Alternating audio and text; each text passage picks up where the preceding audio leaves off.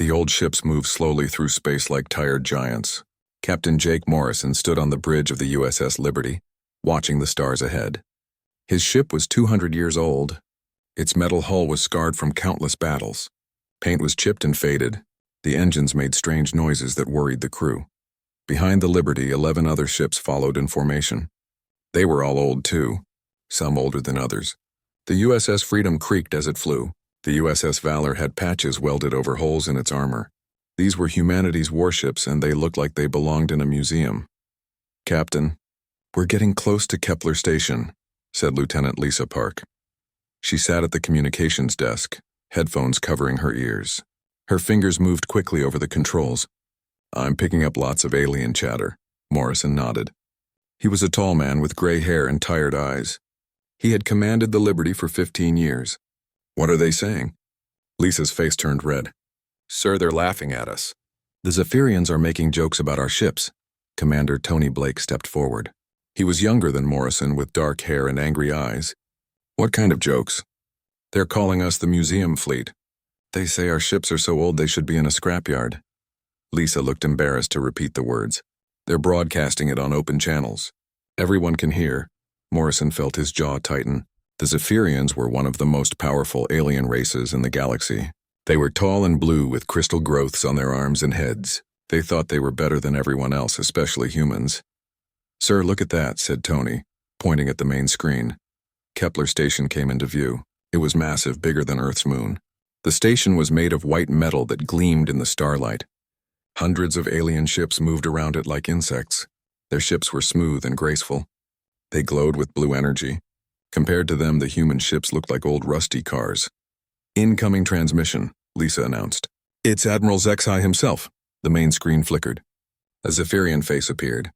Admiral Zexhai had 4 eyes that sparkled like jewels.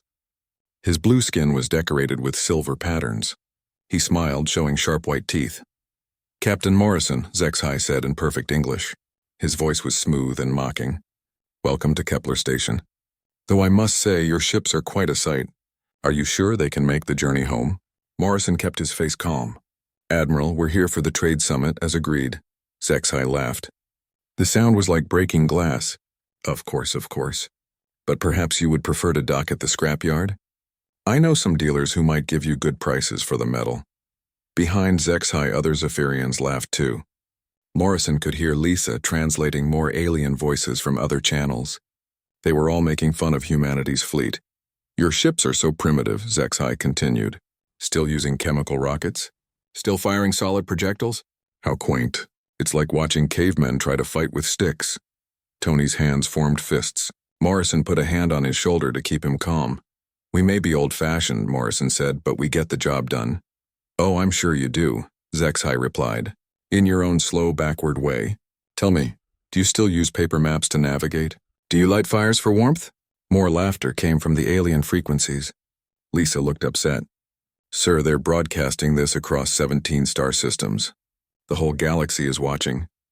Morrison felt anger building in his chest. The Zephyrians had always looked down on humans. Earth was far from the center of galactic civilization. Humanity had only joined the galactic community 50 years ago. They were seen as newcomers, primitives who didn't belong. "Admiral," Morrison said carefully, "we may not have the newest ships, but they've served us well." "Served you well?" Zexhai's 4 eyes widened in mock surprise. "Captain, your largest ship is smaller than our shuttles. Your weapons are museum pieces. Your armor is thinner than our civilian transports. How can you call that serving you well?" On the communications channel, more alien voices joined in.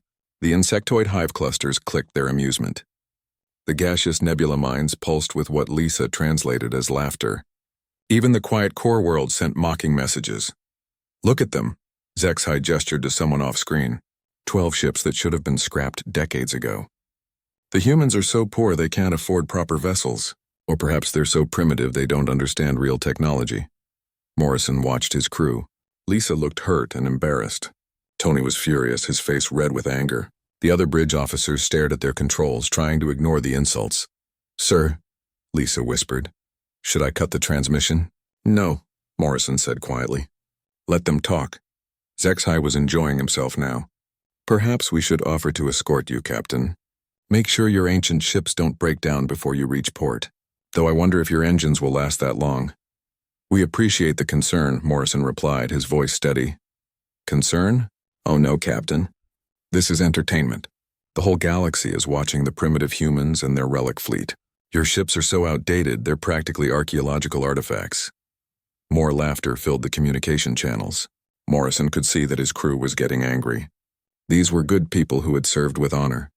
They didn't deserve this treatment. You know what, Captain? Zexhai leaned forward, his crystal growths catching the light. I have an idea. Why don't you turn around and go home? This station is for real warships, not floating museums. We can't have such primitive vessels cluttering up our space. The insult was too much. Tony stepped forward, but Morrison held up a hand to stop him. Admiral, Morrison said calmly, we have as much right to be here as anyone. Right? Zexhai laughed again. What right do primitives have in civilized space? Your species has contributed nothing to galactic society. Your technology is worthless. Your ships are jokes. Even your soldiers look weak and soft. Morrison felt something cold settle in his stomach. This wasn't just teasing anymore. The Zephyrians were being deliberately cruel, trying to humiliate humanity in front of the entire galaxy. But Morrison had a secret.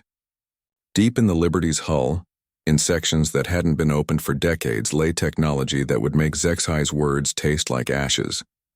The Admiral thought he was looking at primitive relics. He had no idea what was really hiding inside those old metal shells. Admiral, Morrison said with a slight smile, I think you might be surprised by what these old ships can do. Zexhai's 4 eyes glittered with amusement. Surprised? Captain, the only thing that would surprise me is if those rust buckets made it to port without falling apart. The transmission ended. The bridge fell silent except for the distant hum of the engines and the quiet beeping of instruments. Morrison looked at his crew. They were hurt and angry, but they trusted him. They had served together for years. They had no idea that their captain was about to change the course of galactic history. Lisa, Morrison said quietly, send a message to all ships. Tell them to prepare for docking procedures. Yes, sir, she replied. Morrison stared at the alien station growing larger on the screen. The Zephyrians thought they were so superior with their energy weapons and crystal technology. They had no idea that humanity had found something far older and more powerful than anything the galaxy had seen in a million years. Soon, very soon, Admiral Zexhai would learn that sometimes the oldest things are the most dangerous. Deep inside the USS Liberty, Dr. Amy Wells worked alone in a room that few people knew existed. The room was 30 levels below the main deck, hidden behind thick armor plating. Most of the crew thought this section was just storage space for old equipment. They were wrong. Amy was small and thin, with short brown hair and glasses that kept sliding down her nose.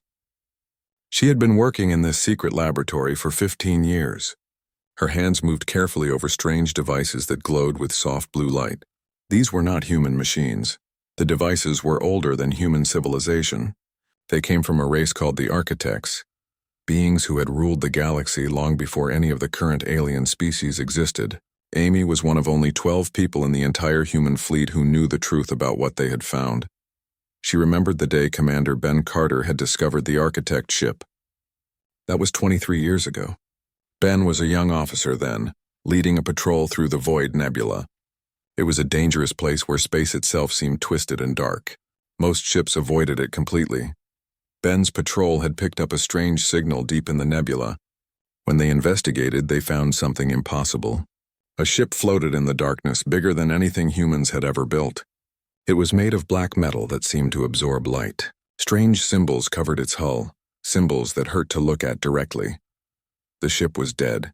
Whatever had built it was long gone. But inside, Ben and his team found wonders beyond imagination. Rooms filled with technology that seemed to work by thought alone. Machines that could reshape matter with a touch. Weapons that could tear holes in space itself. Amy touched one of the Architect devices on her workbench. It responded to her presence, humming softly and projecting holographic images in the air. The images showed star maps of the galaxy, as it had existed millions of years ago. Back then, the Architects had controlled everything. But the images also showed something else. A warning. The Architects had left messages in their technology. Warnings about the dangers of power and pride. They told of younger races who had grown strong and arrogant. These races had challenged the architects, thinking they could take their place as rulers of the galaxy. The war that followed had nearly destroyed everything. Entire solar systems had been erased. Billions of beings had died. In the end, the architects had won, but at a terrible cost. They were so disgusted by the destruction that they chose to leave the galaxy entirely, going to places beyond the reach of any known technology. Before they left, the architects had hidden their most powerful technology.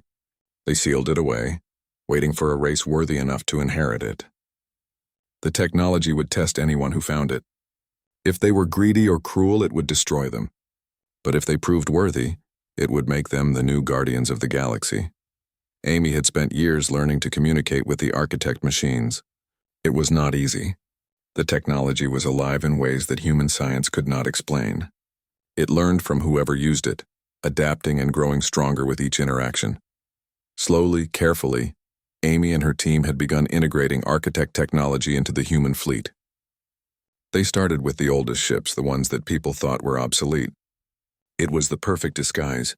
Who would suspect that humanity's most primitive vessels contained the galaxy's most advanced technology? The work had to be done in secret. If the other alien races learned what humans had found, they would unite to destroy Earth immediately. The Zephyrians, the Hive clusters, the Nebula mines, and all the others would see humanity as a threat that had to be eliminated. Chief Petty Officer Rick Stone supervised the installation teams. Rick was an older man with gray hair and strong hands marked by years of hard work. He had been working with architect technology for over a decade. His teams of engineers moved through the ships like ghosts, making modifications during routine maintenance periods. From the outside, the human ships looked the same as always. Old, worn, and primitive. But inside their hulls, miraculous changes were taking place. The ancient armor plating was being replaced with metamaterials that could shift from defense to offense in seconds. The old weapon systems were being enhanced with architect energy channeling technology. Rick watched as his team installed a new power coupling in the Liberty's main reactor room. The coupling looked like ordinary metal, but it contained architect nanotechnology that could multiply the ship's power output by 1,000 times. The workers had no idea what they were really installing. They thought it was just a newer version of standard human equipment. The secrecy was necessary, but it was also difficult. Rick's people were good engineers. They noticed things.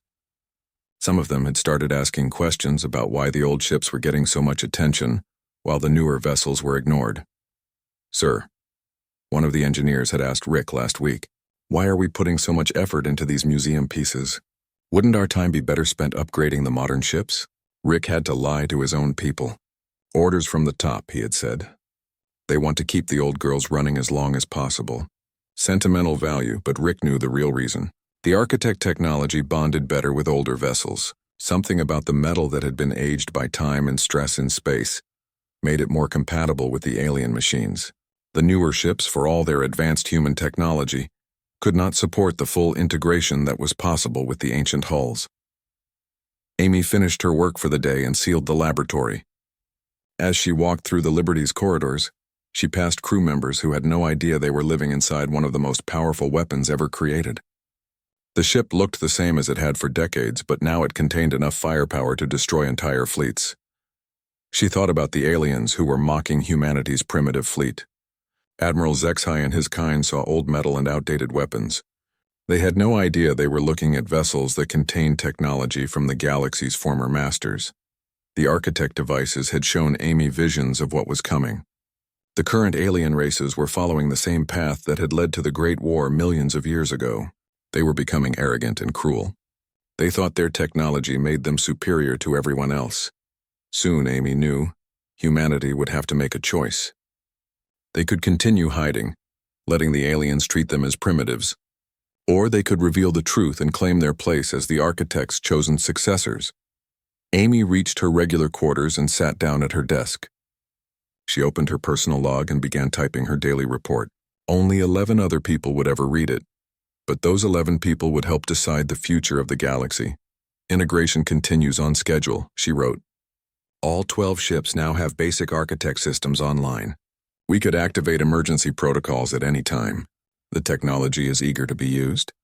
Sometimes I think it's tired of hiding. She paused in her typing and looked out the small porthole. Alien ships moved around Kepler Station like predators circling prey. They thought humanity was weak and helpless. They had no idea that the prey they were stalking had teeth sharper than anything they could imagine. Amy finished her report and closed the file. Tomorrow she would continue her work, preparing for the day when humanity would finally show the galaxy what they had really found in the darkness of the Void Nebula. The architects had been waiting a long time for worthy successors. Soon, very soon, they would have their answer. 3 days had passed since Admiral Zexhi's humiliating broadcast. The human fleet remained docked at Kepler Station while alien ships gathered around them like sharks smelling blood. Captain Morrison stood in his quarters, reading reports from his intelligence officers. The news was not good. Lieutenant Lisa Park knocked on his door. "Sir, you need to see this." Morrison followed her to the bridge. The main screen showed dozens of Zephyrian warships taking positions around the station.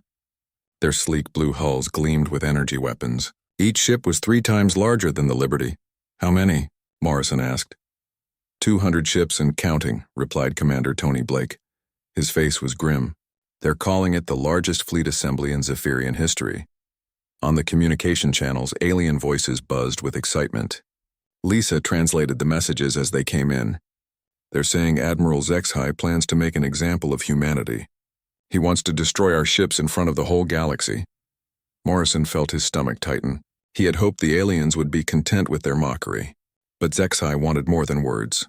He wanted to humiliate humanity completely by destroying their fleet and taking the survivors as prisoners. "Sir," Lisa continued, "he's broadcasting again." Admiral Zexhi's face appeared on the screen. His 4 eyes sparkled with cruel pleasure. "Captain Morrison, I have wonderful news. The Galactic Council has given me permission to remove your primitive vessels from our civilized space." "What does that mean?" Morrison asked, though he already knew the answer. "It means your ships will be destroyed as a public service. Your crews will be taken to the prison worlds where they can work in the mines. Think of it as contributing to galactic society for the first time." Behind Zexhi, other alien commanders laughed. Morrison could see representatives from the insectoid hive clusters and the gaseous nebula mines. They were all enjoying the show. "You have 1 hour to surrender," Zexhi announced. "After that, we will demonstrate what happens to primitives who dare to enter civilized space." The transmission ended. The bridge fell silent except for the quiet hum of instruments. Morrison looked at his crew. They were scared but determined. These people had served with him through dangerous missions across the galaxy. They trusted him to find a way out of this situation. Tony stepped forward. "Captain, what are your orders?" Morrison was quiet for a long moment. 23 years of secrecy were about to end. The choice had been made for them. He activated the ship's internal communication system. "All hands, this is the captain. Prepare for combat operations. Engineering teams report to stations immediately." Down in the hidden laboratory, Dr. Amy Wells received the message she had been waiting for years to hear. Her hands moved quickly over the architect control panels. The ancient technology responded eagerly, as if it had been sleeping and was finally waking up. "Initiate Architect Protocol 7, Morrison announced over the ship's speakers. Amy pressed a series of symbols on the alien console. The symbols glowed brighter, and she felt the ship's hull begin to vibrate. Around her, machines that had been dormant for decades started humming with power. On the bridge, navigator Helen Ross watched her instruments with amazement. "Captain, I'm reading impossible power levels. The reactor output just increased by 800%. Through the Liberty's corridors, crew members felt the ship changing around them. The metal walls seemed to shimmer and flow. New lights appeared along the ceiling, casting strange blue shadows. The floor vibrated with energy that felt almost alive. Chief Petty Officer Rick Stone stood in the main engineering bay, watching his teams activate systems they had installed but never tested. "All teams begin full integration sequence. Let's see what these old girls can really do." The transformation started slowly, then accelerated. The Liberty's outer hull began to shift and change. Armor plating that had looked old and worn now revealed itself to be something far more advanced. The metal flowed like liquid, creating new shapes and structures. Weapon ports opened across the ship's surface, ports that had never existed before. Energy conduits became visible through the hull, glowing with blue fire. The ship's engines, which had sounded tired and old, now hummed with power that made the space around them shimmer. On other ships in the human fleet, similar transformations were taking place. The USS Freedom, commanded by Captain Steve Murphy, sprouted massive energy wings that extended far beyond its original hull. The ship looked like a giant metal bird preparing to take flight. The USS Valor under Captain Kate Lewis grew additional weapon arrays that emerged from what had appeared to be empty armor sections. Turrets rose from the hull like flowers blooming in fast motion. Energy barriers formed around the ship like protective shells. Lieutenant Colonel Frank Davis led the fighter squadrons as their small craft underwent their own changes. The fighters, which had looked primitive compared to alien shuttles, suddenly projected energy shields that could stop battleship weapons. Their weapon systems expanded, revealing firepower that rivaled alien capital ships. Across the fleet, 12 ancient human vessels were becoming something the galaxy had not seen for millions of years. They were awakening technologies that predated every current civilization. The Zephyrians noticed the changes immediately. Their sensors detected energy readings that should not have been possible from human technology. Admiral Zexhi's confident expression began to change as his officers reported what they were seeing. "Sir," one of his subordinates said nervously, "the human ships are generating power signatures that match our theoretical models of architect technology." "Impossible," Zexhi snapped. "The architects are myths, ancient legends, but his instruments told a different story. The energy patterns coming from the human fleet were unlike anything in the current galactic databases. They matched the mysterious signatures that ancient texts claimed belonged to the legendary giant makers. Other alien fleets began receiving the same impossible sensor readings." The insectoid hive clusters clicked in confusion and growing fear. The nebula minds pulsed with uncertainty. Even the proud crystalline beings of the core worlds fell silent as they realized what they were witnessing. Captain Morrison stood on the Liberty's bridge, feeling power flow through his ship like blood through veins. The vessel that had been mocked as a primitive relic now contained enough energy to crack planets. Around him, his crew stared at displays showing weapon systems they had never imagined. "Sir," Helen Ross said in a whisper, "the ship is asking for targets." Morrison looked at the main screen, where hundreds of alien ships waited in formation. Admiral Zexhi had wanted to make an example of humanity. Now humanity would return the favor. "All ships," Morrison announced to his fleet. "This is Captain Morrison. You are now commanding vessels that our enemies cannot imagine. The galaxy thought we were primitives flying museum pieces. Let's show them what our ancestors really left us." The architect technology hummed with anticipation. For millions of years it had waited for this moment. The time of hiding was over. The new giants were ready to walk among the stars. Admiral Zexhi stared at his instruments as they registered energy levels that violated every known law of physics. The human ships had become something impossible, something that should not exist. His confident smile was gone. In its place was the expression of someone who had just realized he was not the predator in this situation. He was the prey. The first shot came from Admiral Zexhi's flagship. A massive beam of blue energy lanced through space toward the Liberty. It was powerful enough to destroy a moon, the pride of Zephyrian weapon technology. Captain Morrison watched calmly as the energy beam struck his ship. The Liberty's hull shimmered with strange light and the deadly attack simply vanished. The architect shields had absorbed the energy and converted it to power for the ship's own weapons. "Return fire," Morrison ordered quietly. The Liberty's response was swift and terrible. A weapon that had never existed before opened along the ship's hull. It fired something that was not energy or matter but seemed to be made of pure force. The beam struck Zexhi's flagship and passed through its shields as if they were not there. The massive Zephyrian battleship simply came apart. Its hull peeled away in layers like an onion being unwrapped. The crew had time for one brief scream before their ship became a cloud of glowing particles. Admiral Zexhi was gone. The most powerful Zephyrian commander in the galaxy had been erased in less than 3 seconds. The alien fleet froze in shock. 200 warships hung motionless in space, their commanders unable to believe what they had just witnessed. Their most advanced flagship had been destroyed by what they thought was a primitive human relic. "All ships, engage targets," Morrison announced to his fleet. What followed was not a battle. It was a demonstration of power so overwhelming that the word battle seemed inadequate. The human ships moved through space like predators that had been pretending to be prey for too long. Lieutenant Colonel Phil Green coordinated the assault from the USS Justice. His ship's architect-enhanced targeting systems could predict enemy movements before the aliens even decided to make them. When Zephyrian ships tried to retreat, the Justice was already waiting for them. "Target the heavy cruisers first," Green ordered his weapons officer. "Let's show them what real firepower looks like." The Justice fired weapons that seemed to bend space itself. Enemy ships tried to dodge, but the weapons followed them through dimensions the aliens did not even know existed. Massive Zephyrian cruisers exploded one after another, their advanced armor and shields useless against technology that operated by different laws of physics. Commander Lucy Adams commanded the USS Honor, using newly activated architect drives that made her ship move in impossible ways. One moment the Honor was engaging enemies on the left side of the battle. The next moment it appeared behind a group of alien ships on the right side. "How are we moving so fast?" asked her navigation officer. "We're not moving through space," Lucy replied, studying the architect control displays that had appeared on her bridge. "We're moving through something else, something deeper than space." The Honor phased through enemy weapons fire like a ghost.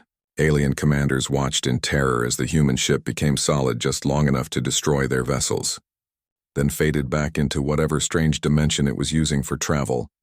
The Zephyrians tried to adapt their tactics. They spread their ships out, hoping to avoid the devastating attacks. It did not help. The human weapons had range that seemed unlimited. Ships trying to flee were destroyed when they were still light minutes away from the battle. Other alien races watched the slaughter from a safe distance. The insectoid hive clusters sent urgent messages to their homeworlds. The gaseous nebula mines pulsed with frequencies that translated as pure panic. The crystalline core worlds, who had always considered themselves the most advanced civilization in the galaxy, fell completely silent. Lieutenant Colonel Frank Davis led his fighter squadrons in attacks that rewrote the rules of space combat. His small ships could now project energy shields strong enough to ram through enemy battleships without taking damage.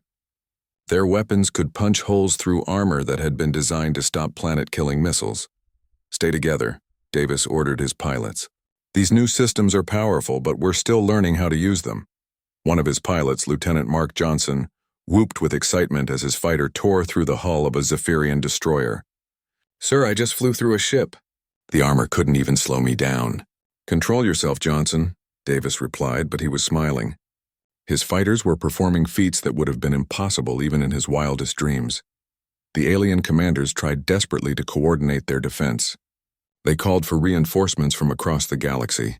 Emergency signals went out to every major power, begging for help against what they now realized were not primitive humans, but the inheritors of architect technology. But help was slow to come. The other alien races were too busy trying to understand what they were seeing. Ships that had seemed obsolete were demonstrating abilities that surpassed anything in their databases. Weapons that should not exist were tearing through the most advanced defenses. Captain Steve Murphy commanded the USS Freedom, watching as his ship's energy wings carved through enemy formations like a hot knife through butter. Each movement of the wings created waves of force that disabled entire groups of alien vessels. "Sir," his tactical officer reported, "the enemies are trying to surrender." Murphy looked at the main screen. Dozens of Zephyrian ships were broadcasting surrender signals, their weapons powered down and their shields dropped. But other ships were still fighting, still trying to destroy the human fleet. "Tell the ones who want to surrender to move away from the battle," Murphy ordered. "We'll deal with them later. Right now, we finish the ones who still think they can win." The battle continued for 2 more hours, but the outcome was never in doubt. Human ships that had been mocked as museum pieces were systematically destroying the most powerful alien fleet ever assembled. The weapons that had seemed primitive were revealing themselves to be based on technology that treated the laws of physics as suggestions rather than rules. Captain Kate Lewis watched from the bridge of the USS Valor as her ship's new weapon systems targeted the last group of fighting Zephyrian vessels. The aliens had tried every tactic they knew. They had combined their firepower, attempted coordinated strikes, even tried ramming attacks in desperation. Nothing worked. The human ships were simply too advanced, too powerful, too far beyond anything the current galaxy could produce. It was like watching ancient warriors with stone knives trying to fight soldiers with modern weapons. "Captain," her communications officer reported, "we're receiving surrender signals from all remaining enemy vessels. The battle is over." Morrison looked around the Liberty's bridge. His crew stared at their instruments in amazement. The ship's casualty report showed something incredible. 0 human deaths, 0 serious injuries. The architect technology had protected them perfectly. Outside, the space around Kepler Station was filled with debris from destroyed alien ships. Hundreds of vessels that had come to destroy humanity were now nothing but glowing particles drifting in the void. The surviving Zephyrian ships huddled together like frightened animals. Their crews broadcast messages of surrender and pleas for mercy. The same aliens who had mocked humanity's primitive fleet were now begging the humans not to destroy them. Morrison opened a channel to the surviving alien commanders. His voice was calm and steady, showing no trace of anger or triumph. "This is Captain Morrison of the human fleet. You came here to destroy us and enslave our people. Instead, you have learned that there are powers in this galaxy older and stronger than anything you imagined." The response was immediate. Desperate alien voices filled the communication channels, all speaking at once, all begging for forgiveness. Morrison let them plead for a few moments before continuing. "The age of your arrogance is over. The galaxy has new guardians now. The surrender of the Zephyrian fleet was just the beginning. Within hours of the battle, emergency transmissions flooded the galactic communication networks. Every major power in the galaxy had witnessed the impossible defeat of 200 advanced warships by 12 primitive human vessels. Captain Morrison stood on the Liberty's bridge, reading report after report from his intelligence officers. The insectoid hive clusters had recalled all their fleets to defensive positions around their home worlds. The gaseous nebula mines were broadcasting messages of peace and friendship to humanity. Even the proud crystalline beings of the core worlds had sent diplomatic envoys racing toward Kepler Station. "Sir," Lieutenant Lisa Park announced, "we're receiving a priority transmission from Earth. It's Admiral Grace Parker." Morrison smiled for the first time in days. Grace Parker was the commander of the Earth Defense Fleet, a woman who had served with distinction for 30 years. She was also one of the few people who knew the complete truth about the architect technology. Admiral Parker's face appeared on the main screen. She was a stern woman with silver hair and sharp blue eyes. Behind her, Morrison could see the bridge of a ship he did not recognize. It was larger than anything in the human fleet, built with flowing lines that suggested both human and architect design. "Congratulations, Jake," Parker said with a slight smile. "The whole galaxy is talking about your performance at Kepler Station. Thank you, Admiral. Though I think we may have attracted more attention than we wanted." Parker's smile widened. That was always going to happen eventually. The question was whether we would reveal ourselves on our terms or have the choice forced on us. You handled the situation perfectly. Behind Admiral Parker, Morrison could see other ships through the viewing ports. Dozens of vessels that combined human engineering with architect technology. The Earth Defense Fleet had been preparing for this moment for over 20 years. "How many ships do you have?" Morrison asked. 400 and counting, Parker replied. "We've been building them in secret shipyards beyond Pluto's orbit. Every one of them is equipped with full architect integration. The galaxy thought they were dealing with 12 old human relics. They have no idea what's really coming." Commander Tony Blake stepped forward. "Admiral, what are your orders?" Parker's expression became serious. "We're going to do what the architects intended. We're going to bring order to this galaxy. For too long, races like the Zephyrians have bullied and enslaved weaker species. That ends now." Over the next few days, the new human fleet arrived at Kepler Station. The alien observers watched in growing terror as ship after ship emerged from hyperspace. These were not the old worn vessels they had mocked. These were sleek predators that seemed to bend light around their hulls. Dr. Amy Wells worked around the clock, helping to coordinate the fleet's architect systems. The technology was responding to humanity with enthusiasm that surprised even her. It was as if the ancient machines had been waiting millions of years for the right species to inherit their power. "The integration is accelerating," Amy reported to Captain Morrison. "The architect technology is teaching itself to work with human crews. It's learning our language, our thought patterns, our way of doing things," Morrison nodded. "What about the other alien races? How are they reacting?" "Complete panic," Amy replied with satisfaction. "The hive clusters are offering to become our vassals. The Nebula Minds are proposing trade agreements that give us everything we want. The core worlds are trying to pretend they were never hostile to humanity. The transformation of galactic politics happened with breathtaking speed. Races that had treated humans as primitives were now competing to offer the most generous treaties.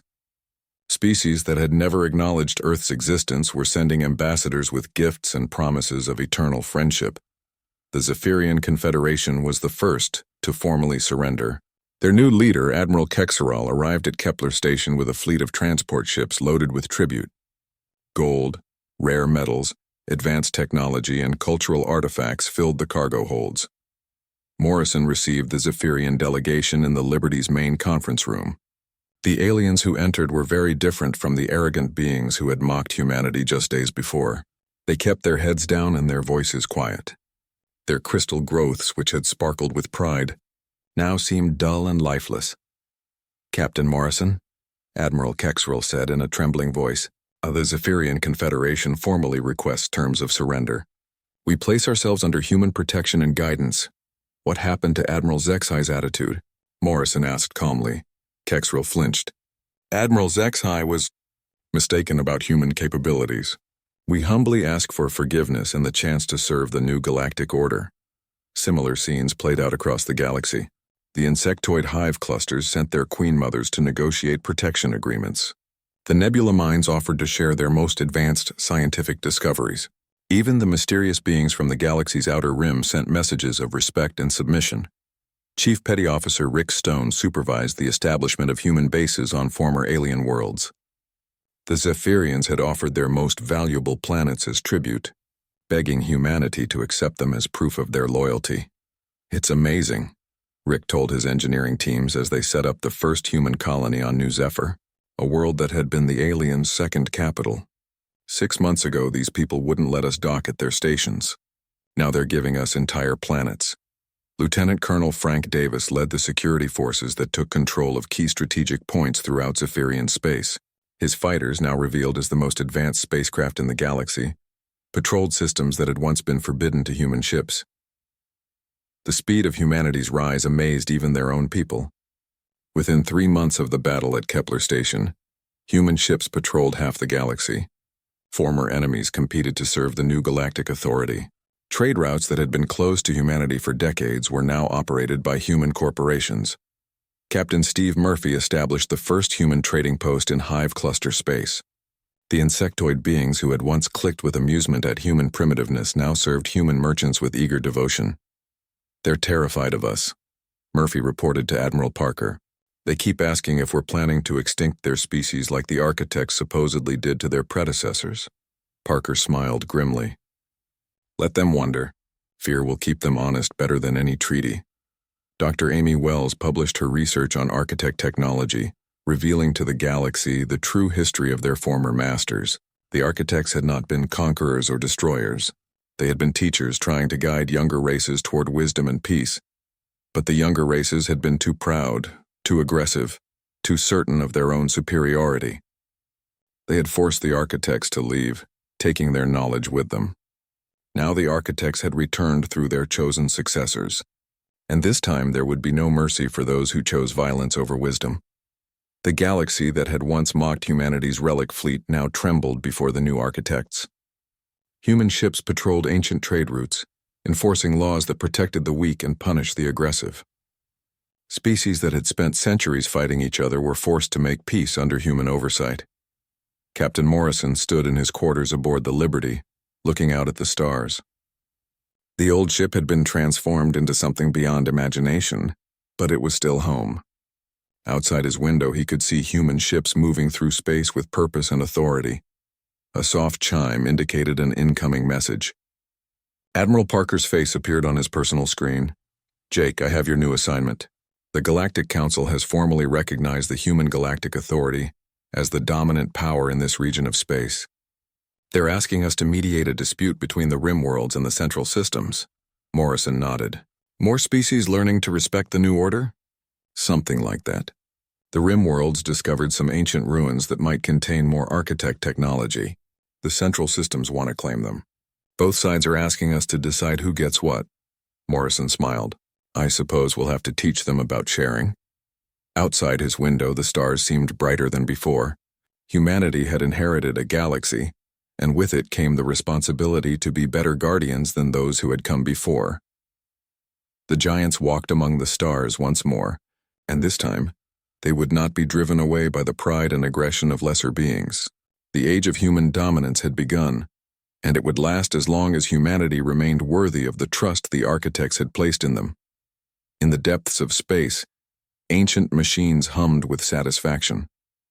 After millions of years of waiting, they had finally found the species they had been looking for. The galaxy was in good hands at last.